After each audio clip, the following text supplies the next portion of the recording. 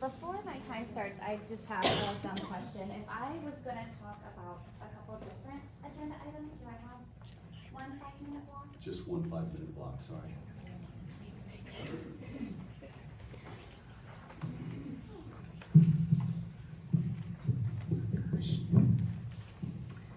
I really appreciate the opportunity to speak today.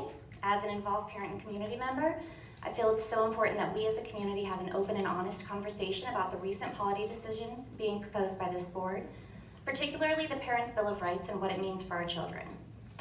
At first glance, the inclusion of a parent's right to be informed about a student's request to identify as a gender that doesn't align with their biological sex may seem reasonable.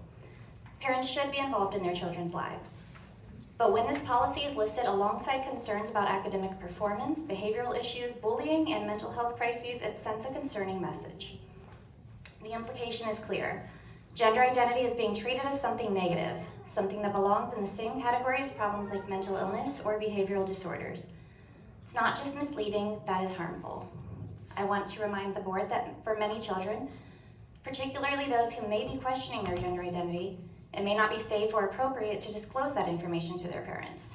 We have to acknowledge the reality that, for some children, revealing that to an unsupportive or hostile parent could place them at great risk. School should be a safe haven where children can learn, grow, and explore who they are without fear of retribution. Policies that force children to reveal this before they are ready create an unsafe environment. And that brings me to something else I found interesting. The fact that we have a Parents' Bill of Rights, but nothing equivalent for students. Why do we center policies around what this board thinks parents want, rather than what children need in order to thrive? We have a student code of conduct, student handbooks, and special permissions that we require from them, but I've yet to find a student Bill of Rights that addresses their needs, concerns, and protections. And that ties in neatly with the bigger picture here. The decisions that this board has made in recent months, including the ones we're discussing today, demonstrate a consistent pattern. This board is disconnected from the people it is meant to serve, the parents, the students, and the community. Looking back at the recent superintendent search is a great example. The firm that the board hired conducted a survey of 7 key groups, including parents, students, staff members, and the board, to discover what everyone valued. The results were nearly identical across the group except for one group, the board. That discrepancy should raise red flags for everyone, and it should have been a red flag for the board. It should have been an opportunity for reflection and reassessment to understand where the disconnect lies. But instead of listening, we see a pattern of enacting policies no one asked for, policies that will have a negative impact on our children's well-being. The parents in this community are not asking for the board to make decisions based on culture wars or partisan politics.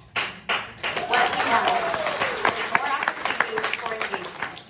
We want to be part of an open dialogue like many other school boards and our own city council. We want to ensure that our tax dollars are being used responsibly and that we are fighting for what this district truly needs, such as standing against voucher systems that take away from our public schools. We want our board to ensure our classrooms are not segregated, with special needs students or those with IEPs and 504s being treated as second class.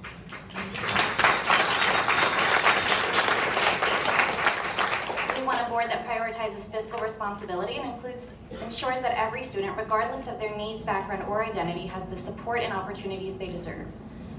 We want a board that acts with integrity and transparency. Recent actions have raised serious questions about both here.